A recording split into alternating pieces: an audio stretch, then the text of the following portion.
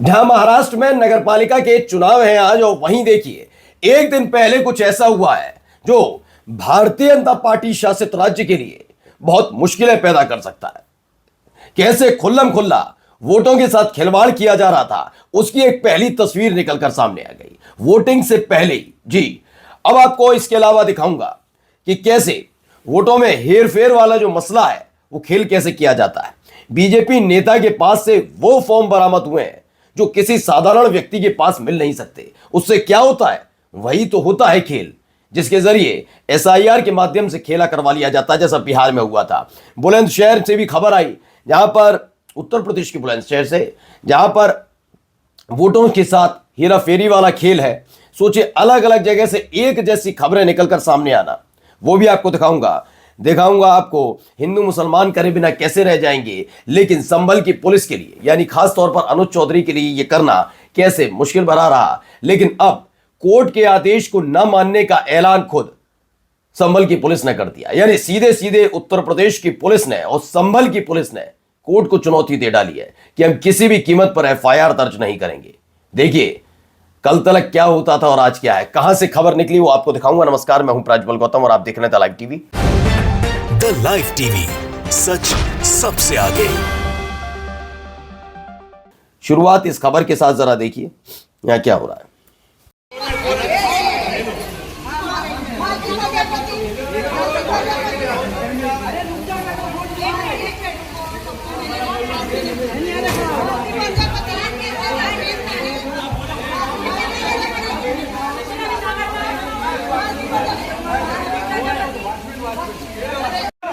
देख रहे हैं आप, इससे पहले भी आपको याद होगा कि बिहार में जब चुनाव हो रहे थे, बिहार के चुनाव में वहां पर भी आचार संहिता की धज्जियां उड़ाई गई थी। वहां भी 10-10 हजार रुपए महिलाओं के खाते में डाले गए थे। वो बात अलग है, वो 10,000 रुपए जिन महिलाओं के खाते में डाले गए, वो आज बिहार की महिलाएं भी खुद कह रही है बहुत बड़ी गलती हो गई। अब यहां पर क्या हो रहा है, मिक्सर बांटे जा रहे हैं। अतुल साहब ने दावा किया है कि मुंबई, महाराष्ट्र, मिक्सर लो, वोट दो, भविष्य की चटनी बना लो, ये वो लिखते हैं। खैर, अगला देखिए, यहां से भी एक खबर निकल कर आई है। खबर क्या है पहले सुन लीजिए थोड़ी सी। এসআইআর ফর্ম 3 থেকে 4000 ফর্ম এসআইআর এর ফর্ম 7 এবং যেটা জানা গিয়েছে যে এই ফর্ম সম্পূর্ণরূপে ফিল আপ ফর্ম এমনটাই মিলেছে। अब बताता हूं उसमें खबर क्या है। न्यूज टाइम की खबर है, बंगाल के बांकुरा जिले के खतरा में एक बीजेपी नेता की कार से लगभग 4000 फॉर्म और 7 एप्लीकेशन बरामद किए गए, ओके, जिनका इस्तेमाल मतदाता सूची से नामों को हटाने के लिए किया जाता है। कार में सवार 3 लोग मौके से फरार हो गए, 2 को बांकुरा पुलिस ने हिरासत में ले लिया। ये सभी 5 लोग जिले के जाने माने भाजपा नेता हैं। ममता दीदी के राज्य में भाजपा खेला नहीं कर पाएगी, ये कहा जा रहा है। फिलहाल धर लिए जा रहे हैं अब एक एक करके। वहीं बुलंदशहर से खबर निकल कर आई है, मुस्लिम परिवारों के पते पर 56 हिंदू मतदाताओं के नाम दर्ज हुए हैं। कहा जाता था ना कि वो तो मुस्लिम बाहुल्य सीट है, वहां बीजेपी ने कैसे निकाल ली। समझ गए आप कैसे निकाल ली जाती है? सब हैरत में पड़ते थे यार, मुस्लिम बाहुल्य सीट कैसे निकल जाएगी।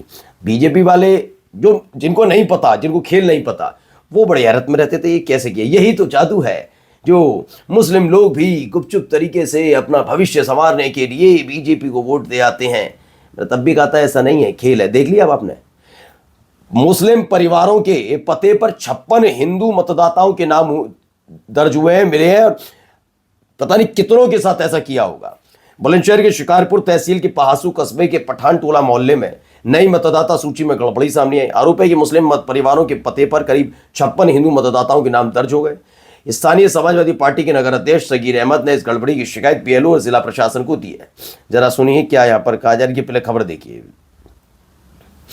उत्तर प्रदेश के बुलंदशहर के प्यासों में भाई जो भी मैंने खबर बताई उसी को लेकर है। बूथ संख्या 307 में वोटर लिस्ट में बड़ी गड़बड़ी सामने आई है। ये देखिए पूरा इन्होंने डेटा भी समझा रहे हैं, जरा समझते चलिए। 25 नंबर मकान है, सगीर खमेर नाम है। इसके बगल में यहाँ पर एक हिंदू भाई की वोट यहाँ पर आ गई है, फिर यहाँ पर एक हिंदू भाई की वोट यहाँ आ गई है। ये मेरी भाभी की वोट है, ये हिंदू भाई की वोट आ गई है। ये मेरी मिसेस की वोट कहाँ कर डाल दी है। ये जो आप दिखा रहे हैं, जी, ये मकान नंबर आपका ही है? ये मेरे ही 125 मकान नंबर है, आधार कार्ड पे भी है और लिस्ट भी वो लगी है, बोर्ड भी लगी हुई है। अब देख लीजिए, तो आराम से वोटों का खेला ऐसे किया जाता है कि कैसे कैसे क्या क्या उन्होंने समझा। चलिए अगली खबर की तरफ चलते हैं। न्यूज़ 24 की खबर है, अब मंत्रियों और एमएलए को बिहार में मिल सकेंगे दो सरकारी घर। ये कह दिया गया मंत्रियों और एमएलए को, ठीक है ना। बिहार के जिन लोगों के पास कोई घर नहीं, वोटर कार्ड पर उनका मकान नंबर 0 दर्ज किया जाएगा। यहां सब कुछ नेता लोगों के लिए किया जाता है, जनता का क्या है, वो तो 10,000 लेकर वोट दे ही देगी। सही बात है, ऐसे हालात तो पैदा आप ही लोगों ने किए ना, हो ही गए। वहीं लेकर चलता हूं संभल। आपको हमने खबर दिखाई थी कि अनुज चौधरी के खिलाफ एक युवक को गोली मारने वाले मामले पर एफआईआर दर्ज अनुज चौधरी समेत 12 पुलिसकर्मियों पर। वहां के एसपी ने कह दिया कि हमने तो एसआईटी से जांच करा दी, हम तो नहीं एफआईआर दर्ज करेंगे, हम तो ऊपरी कोर्ट पर जाएंगे। देखिए अब क्या लिखा हुआ है। नरेंद्र प्रताप लिखते हैं, संभल पुलिस ने सीजेएम कोर्ट का आदेश मानने से इनकार कर दिया। ठीक है, इससे पहले दिसंबर के आखिरी हफ्ते में 19 पुलिसकर्मियों के खिलाफ केस दर्ज किए जाने का आदेश भी कोर्ट ने दिया था। उस मामले में भी अब तक केस दर्ज नहीं किया गया। कोर्ट को ठेंगा दिखाने का यह विशेष अधिकार सिर्फ पुलिस को है या जनता को भी है? सवाल पूछना लाजमी है। आप अंदाजा लगाइए किस हद तक चीजें जा रही हैं। कोई कोर्ट की बात नहीं मानेगा, कोई उसकी बात नहीं मानेगा। मनबड़ इतने कर दिए हैं अधिकारी, आप अंदाजा लगाइए क्या बना दिया है। मतलब इतनी हिम्मत हो जाएगी, मैं तो खुल के कहता हूं, डीएम एसपी की इतनी हिम्मत, कोर्ट का आदेश नहीं मानना है। तुम हो कौन? तुम सरकारी मुलाजिम होते हुए भी आप कह रहे कि हमने कर लिया, कोर्ट कौन होता? हम ऊपरी कोर्ट पे चले जाएंगे, एफआईआर दर्ज नहीं करेंगे। अरे एफआईआर दर्ज तो तुम्हारा करना काम है ना। नहीं, वो नहीं किया जाएगा। ये एसपी तय करेंगे कि हमें ऊपरी कोर्ट में जाना है नहीं जाना है, ये तमाम चीजें वो तय करके अपने आप एफआईआर दर्ज नहीं कर रहे। अब आ जाइए जरा यहां सुनिए। इस्लाम रहेगा इस देश का हर बच्चा सिया, इस देव भूमि पर नहीं इस्लाम रहेगा। जो चाहे मोहम्मद को वो जाए मदीने में, जो जितना बेसुरा सुर है इसका, उतना ही बेसुरा गाना भी है और विचार भी। कहें क्या, बजरंग दल पीछे लिखा है, उम्मीद ही क्या की जाए।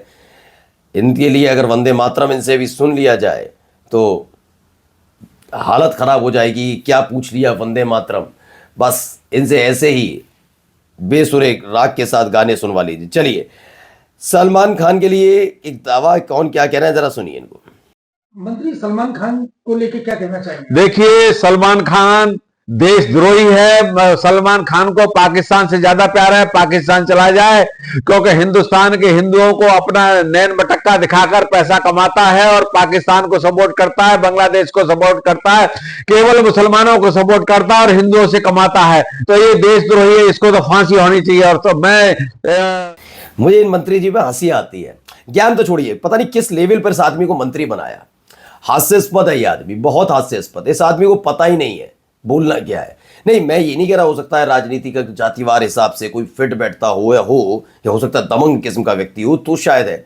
वरना अगर मैं इस आदमी को राजनेता के तौर पर अगर देखूं तो ये आदमी शून्य नहीं है, शून्य से भी शून्य और भी शून्य आदमी है। इसे ज्ञान के नाम पर कुछ नहीं पता, इसे कुछ नहीं मालूम, इसे सिर्फ बोलना है। इस आदमी को भी सिर्फ मंत्री बना रखा है। और जाते जाते जरा देखिए, more than 300 hate speeches events took place in India in 2025। बताया गया 1300 हेट स्पीच बोली गई 2025 में। ये तो बड़ी जगह बता रहे बड़े नेताओं ने, बड़े कार्यक्रम में, छोटे मोटे में तो बोले ही रहते, जिसमें से 87% हेट स्पीचेस एंटी मुस्लिम थी। नमस्कार।